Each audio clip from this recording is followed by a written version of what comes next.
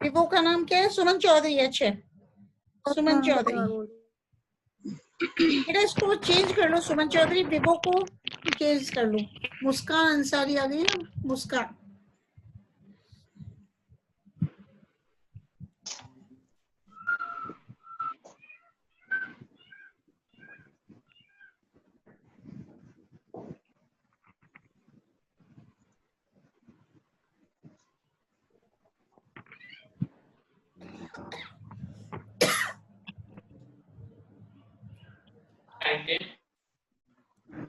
तनुश्री, निर्मला चौधरी,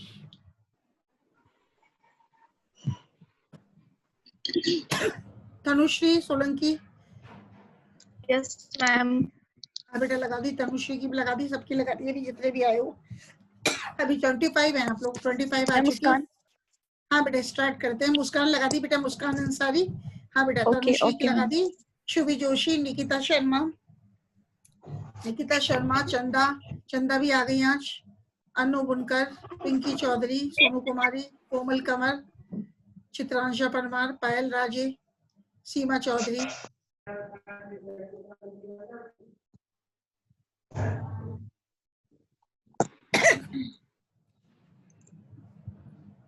बेटा सीमा चौधरी अलग है, सुमन चौधरी अलग है, दो है क्या? सीमन चौधरी और सुमन चौधरी। Hello ma'am. अच्छा बेटा सीमा चौधरी अलग है, सीमा चौधरी और हाँ ठीक है सुमन चौधरी, ठीक है लग गई बेटा दोनों की। रति छिपा की लगी गई। हाँ बेटा प्रियंका चौधरी, निर्मला चौधरी, चंदा शर्मा आज आ गई है चंदा। इसमें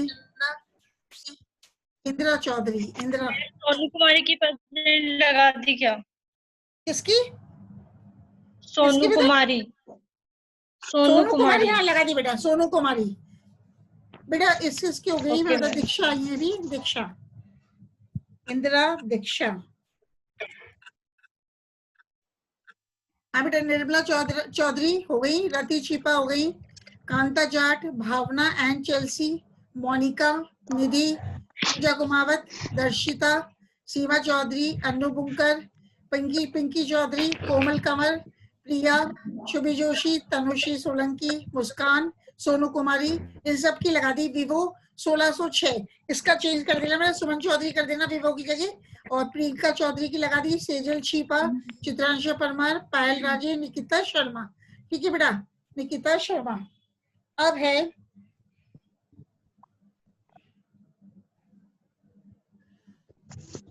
27 जने आ गए आप लोग। अब अपन कर देते हैं, आने दो औरों को। हाँ बेटा इनकी लगा दी, हाँ लगा दी बेटा, इंदिरा चौधरी की भी लगा दी। ठीक है चित्रांश। अब अपन स्टार्ट करते हैं।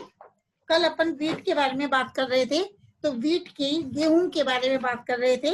तो गेहूं के वानस्पतिक लक्षण मतलब गेहूं के बॉटनिकल कैरेक्टर्स के बारे में बात कर रहे थे। तो अपन ने देखा था जो प्रत्येक लीफ है वो 4 भागों में विभक्त होती है, और 4 भाग कौन कौन से हैं? पहला भाग है ब्लेड और लैमिना, जिसको आप फलक कहते हो। तो ये फलक जो पत्ती का है वो कैसा होता है?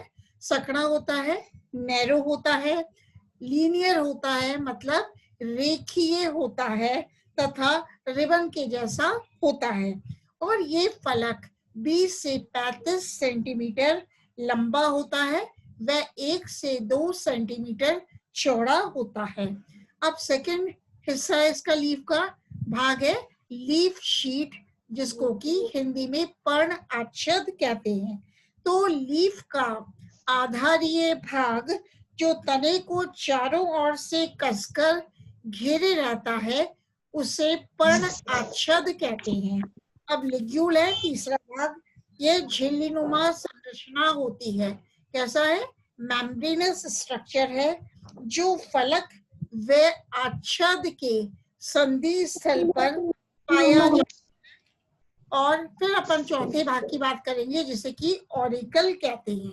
तो 2 नख रूपी उपांग फलक के आधार पर स्थित होते हैं, और इन नख रूपी उपांग को अपन ऑरिकल कहते हैं। अब मैं बताती हूँ कि पादप की जो गेहूं का पादप है, गेहूं प्लांट है, उसकी कायिक वृद्धि पूर्ण होने पर बाल विकसित होते हैं।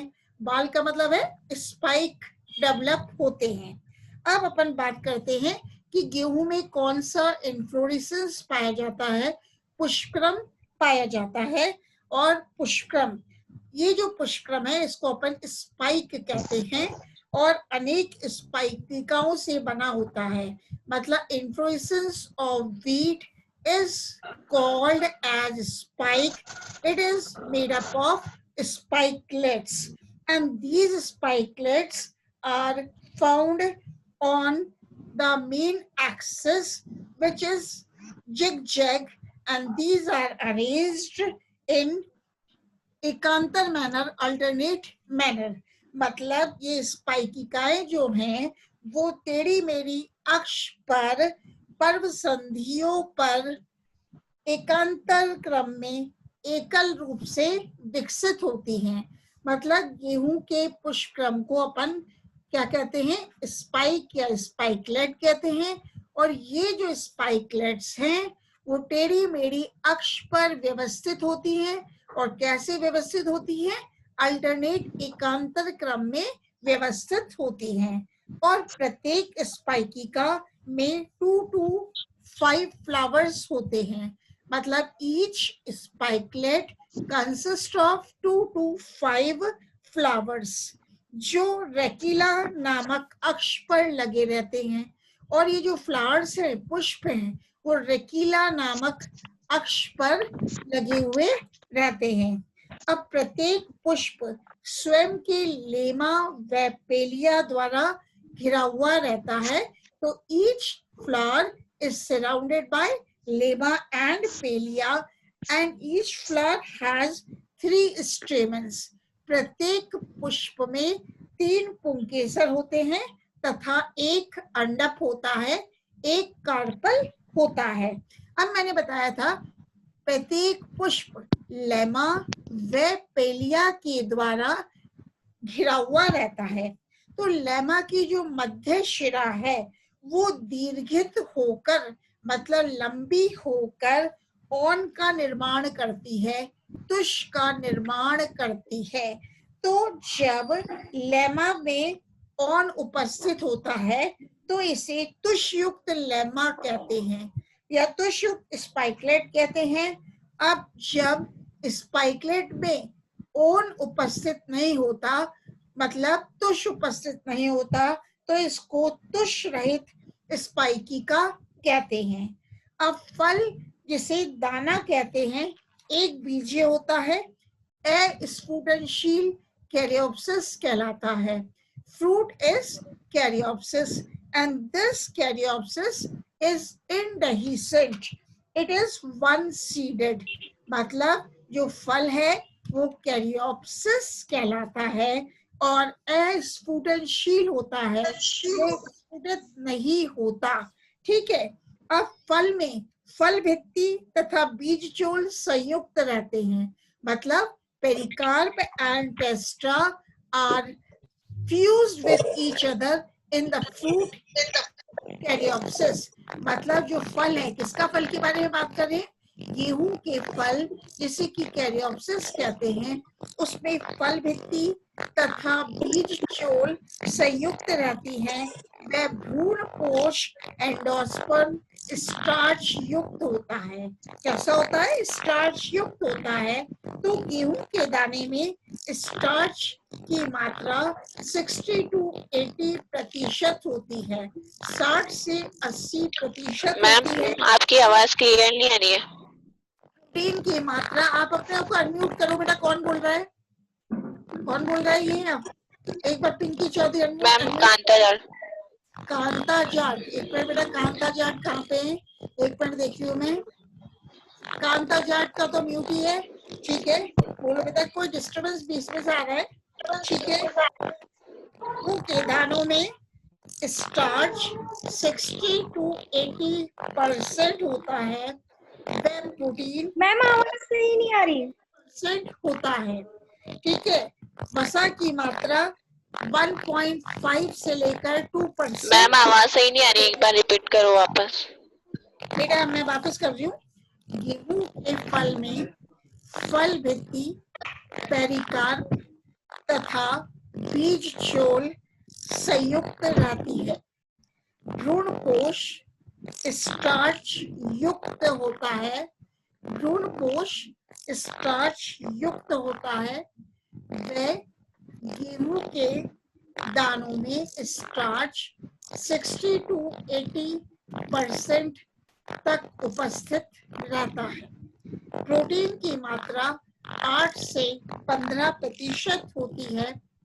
वह गेहूं के दाने में वसा की मात्रा, फैट्स की मात्रा 1.5 से 2% होती है।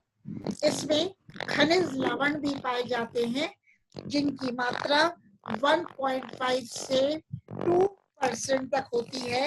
गेहूं के दाने में अपन को vitamin B and vitamin E भी मिलते हैं। अब अपन गेहूं के सॉइल एंड क्लाइमेट के बारे में बात करेंगे। तो गेहूं की बुवाई के लिए कैसी मृदा उपयुक्त रहती है, कैसी सॉइल सुटेबल है और कैसी जलवायु उपयुक्त रहती है, क्लाइमेट उपयुक्त रहते हैं। जैसा कि आप सभी लोग जानते हो, गेहूं विश्व की सबसे व्यापक रूप से बोई जाने वाली फसल है। इसलिए वर्ष भर कहीं ना कहीं इसकी बुवाई चलती रहती है। इसके लिए वार्म टेम्परेचर क्षेत्र, मतलब गेहूं की बुवाई के लिए गर्म शीतोष्ण क्षेत्र तथा 70 से 160 सेंटीमीटर वार्षिक वर्षा वाले क्षेत्र उपयुक्त रहते हैं। मतलब for wheat warm temperature, regions having the warm temperatures are most suitable, and the regions having annual rainfall ranging from 70 to 160 centimeter are the most suitable for the wheat plant. उष्ण व अत्यधिक दम क्षेत्रों में इसकी अच्छी वृद्धि होती है तथा रोगग्राही क्षमता भी बढ़ जाती है। अब बुवाई के समय के आधार पर गेहूं को 2 वर्गों में बांटा गया है। मतलब on the basis of time of sowing the wheat is divided into 2 classes। मतलब बुवाई के समय के आधार पर गेहूं को 2 वर्गों में बांटा गया है। पहला कौन सा है? Winter wheat. पहले को क्या कहेंगे? Winter wheat. इस विंटर व्हीट की बुवाई अक्टूबर से नवंबर में की जाती है। मतलब winter wheat is sown in the month of October to November and इसकी कटाई अप्रैल मई में की जाती है। And the harvesting of the winter wheat is done in April to May। इसके प्रारंभिक वृद्धि काल में लो टेम्परेचर तथा परिपक्वन काल में तुलनात्मक रूप से उच्च तापमान की आवश्यकता होती है। मतलब जब in the initial phase of growth of winter wheat it requires low temperature। जब प्रारंभिक अवस्था में विंटर व्हीट है तो उसकी वृद्धि के लिए लो टेम्परेचर, निम्न तापमान की आवश्यकता होती है। लेकिन during the time of maturation of the winter wheat high temperature is required. लेकिन जब ये विंटर व्हीट परिपक्व अवस्था में होता है तो हाई टेम्परेचर की आवश्यकता होती है, उच्च तापमान की आवश्यकता होती है। और इस विंटर व्हीट का वृद्धि काल 150 से 160 दिन का होता है। दूसरी बात अब करते हैं स्प्रिंग व्हीट। अभी हमने पहले देखा था विंटर व्हीट, अब अपन देखते हैं स्प्रिंग व्हीट। इस व्हीट का वृद्धि काल अल्प 100 से 100 दिन का होता है।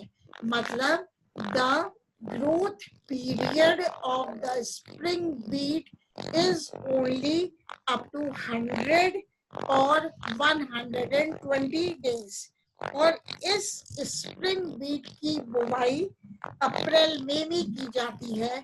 मतलब this spring wheat is sown in April to May तथा इस स्प्रिंग बीट की कटाई अगस्त में की जाती है। This spring beet is harvested in the month of August और इसे न्यून तापमान की आवश्यकता नहीं होती है। तो भारत में गेहूं रबी की फसल के रूप में उगाया जाता है। In India the wheat is grown as a rabi crop. मतलब भारत में गेहूं को रबी की फसल के रूप में उगाया जाता है, परंतु उत्तरी व दक्षिणी पहाड़ी क्षेत्रों में शरद व बसंत दोनों फसलों के रूप में गेहूं को उगाया जाता है। तो गेहूं की खेती के लिए हल्के से भारी संगठन की जल धारण करने वाली दोमट मृदा उपयुक्त रहती है। अब कौन सी मृदा है, कौन सी सॉइल है जो कि गेहूं के कल्टीवेशन के लिए सुटेबल है? मतलब loamy soil which has high water holding capacity is best suitable for the cultivation of the wheat plant. Means loamy soil जिसे आप दोमट मृदा कहते हो, वो बीट की गेहूं की खेती के लिए उपयुक्त रहती है। अब रेतीली दोमट मृदा को नाइट्रोजन तथा एल्यूमिनियम सल्फेट फर्टिलाइजर्स द्वारा गेहूं की खेती के योग्य बनाया जाता है।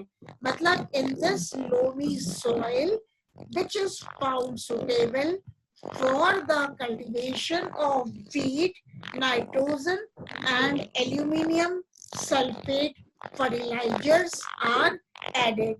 अब भारत में विभिन्न क्षेत्रों में गेहूं की खेती एल्यूवियल सॉइल, काली मृदा, ब्लैक सॉइल या चिकनी या गाद दोमट पर भी की जाती है। मतलब in India alluvial soil, black soil and clay loam are also suitable for the cultivation of wheat. मतलब एलुवियल सॉइल, काली मृदा व गाद दोमट जिसको आप कहते हो क्ले लोम आदि वीट के कल्टीवेशन के लिए उपयुक्त रहते हैं। अब अपन बात करते हैं कल्टीवेशन वीट की खेती किस प्रकार की जाती है। तो खेती में निम्न प्रमुख प्रोसेस अपनाए जाते हैं। पहला जब अपन खेती करते हैं तो पहला स्टेप है सोइंग का। सोइंग को अपन बुवाई कहते हैं। तो गेहूं की जो बुवाई है अक्टूबर मंथ के मध्य से नवंबर मंथ के मध्य तक की जाती है और कुछ क्षेत्रों में गेहूं की बुवाई का कार्य सितंबर मंथ के अंत से प्रारंभ हो जाता है। मतलब the sowing of wheat is done in the month of October to November, and in some of the regions the sowing of the wheat is done in the end of the September. मतलब कुछ क्षेत्रों में गेहूं की बुवाई सितंबर month के अंत से प्रारंभ होती है तथा अन्य कुछ क्षेत्रों में गेहूं की बुवाई दिसंबर से प्रारंभ होती है। अब बुवाई से पहले जब गेहूं की अपन सोइंग करते हैं तो बुवाई से पहले खेत को 2-3 बार जोता जाता है। इसके पश्चात सुहागे के द्वारा खेत को समतल कर दिया जाता है।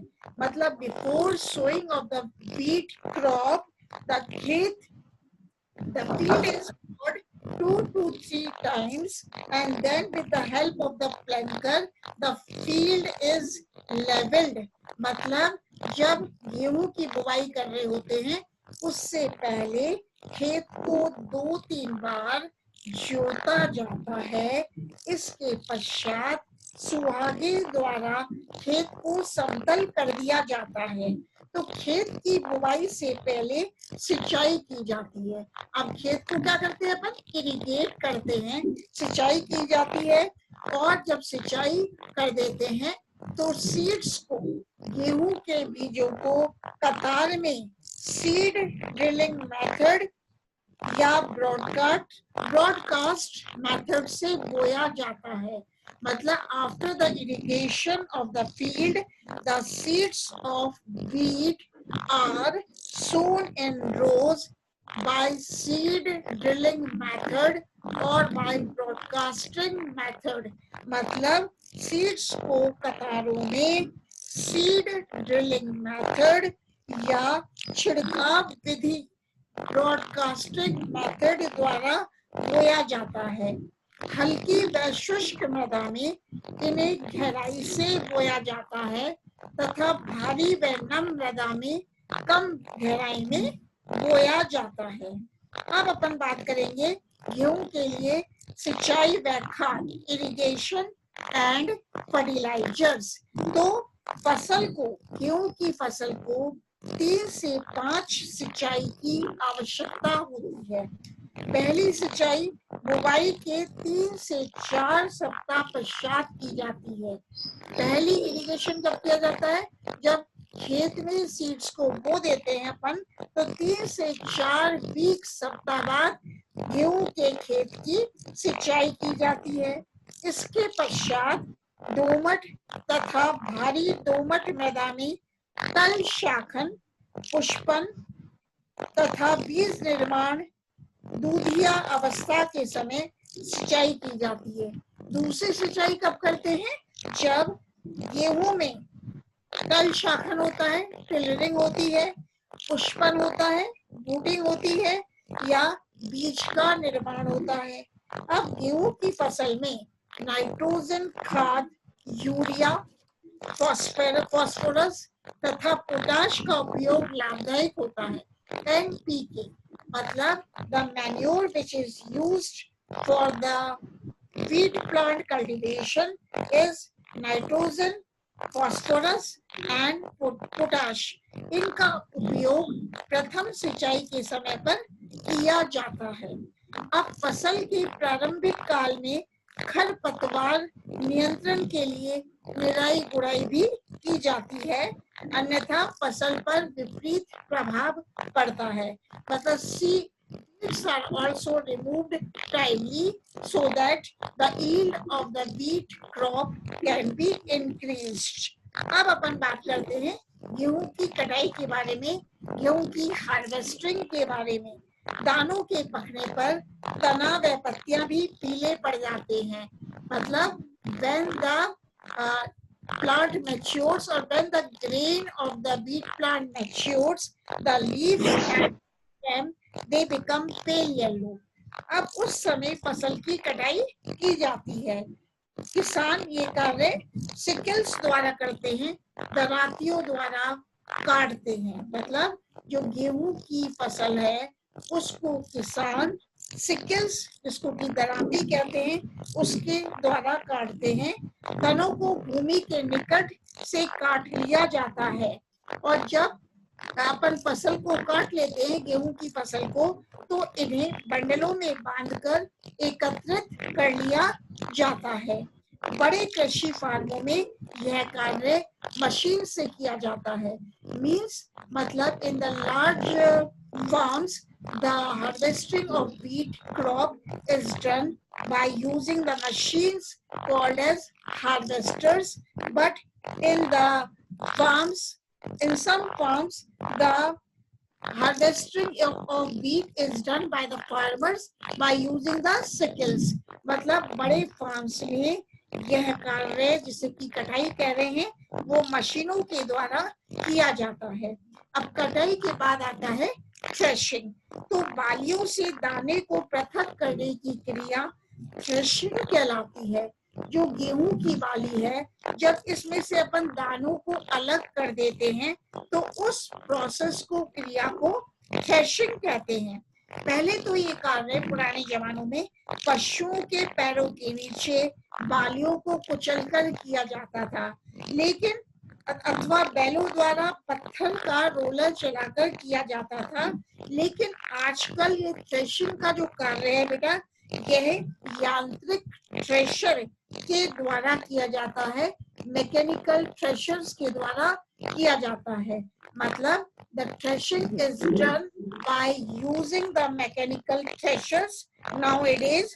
और थ्रेशिंग के दौरान शुष्क तने छोटे छोटे टुकड़ों में पड़ जाते हैं।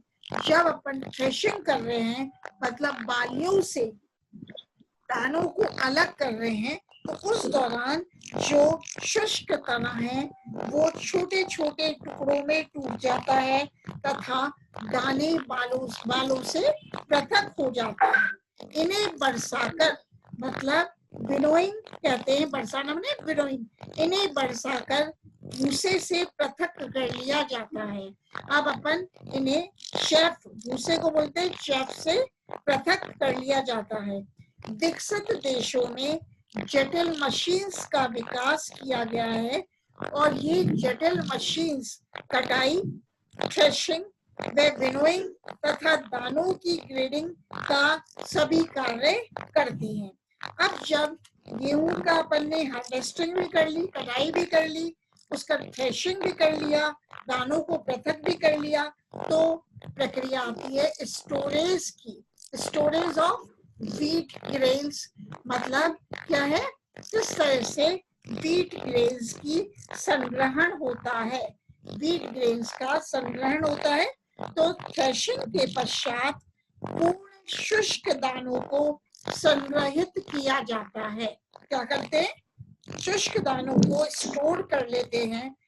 संग्रहण कंक्रीट से बने गोदामों या लोहे की बड़ी टंकियों में किया जाता है। मतलब storage of wheat grains is done in large godowns which are made up of concrete, या लोहे की बड़ी टंकियों में भी दानों को संग्रहित किया जाता है। और संग्रहण में क्या होता है, नमी से बचना अत्यंत आवश्यक होता है। संग्रहण के समय जो नमी होती है उससे व्हीट ग्रेन्स को बचाना चाहिए। अब उसके बाद आती है मिलिंग की प्रक्रिया, मतलब पेषण की प्रक्रिया। अब जब व्हीट को स्टोर कर लेते हैं ग्रेन्स को, तो दानों को पीसकर सफेद चूर्ण जैसा आटा प्राप्त करने की क्रिया पेषण कहलाती है। मतलब पेषण किसे कहते हैं, इन व्हीट ग्रेन्स को गेहूं के दाने को पीस लेते हैं और पीस कर उस सफेद चूर्ण प्राप्त होता है और उस क्रिया को अपन पेषण कहते हैं, जिसे कि इंग्लिश में मिलिंग कहते हैं। ठीक है, और यह कार्य मतलब पेषण का कार्य पूर्व में चक्की के द्वारा किया जाता था, लेकिन छोटे स्तर पर अब भी ये विधि अपनाई जाती है।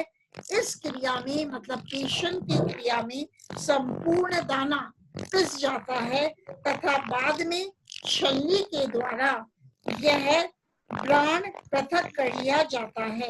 बाद में छलनी माने सीव ट्यूब के द्वारा रेशेवत ब्रांड अलग कर लिया जाता है।